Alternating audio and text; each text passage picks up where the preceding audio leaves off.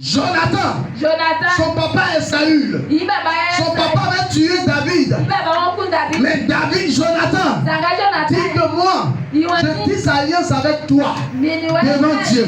Ça veut dire qu'on tisse aussi alliance avec l'homme. Et puis son Dieu est témoin. Je vous donne la référence.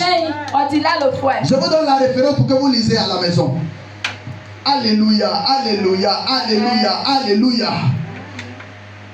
Jonathan, 2 Samuel 21, verset 7. Vous allez comprendre. Et Jonathan est mort des années plus tard. Quand Dieu a dit, et les Moabites ont dit, donc a tué 7 enfants de Saül.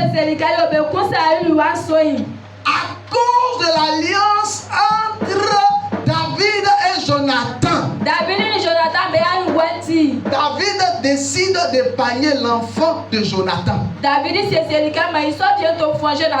Oh, l'enfant de Jonathan, il était paralysé. Oh, dans le passé, un homme qui est paralysé est considéré comme impur.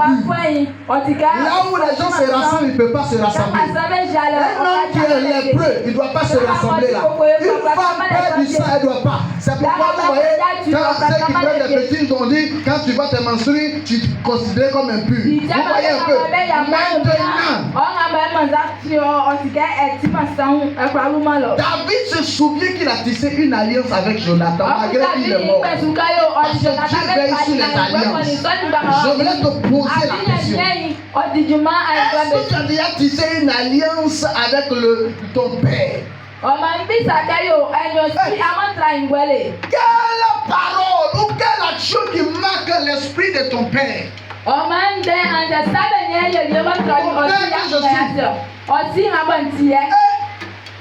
Il y a des actions que tu vas poser. Je vais mourir. Dieu va se souvenir. Ça veut dire que la mort ne peut pas tuer l'alliance. La mort ne peut pas tuer l'alliance. La mort ne peut pas tuer l'alliance. La mort peut prendre l'homme.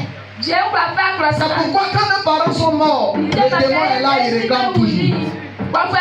Est-ce que c'est vrai? L'eau te réclame. Forêt te réclame. Montagne te réclame.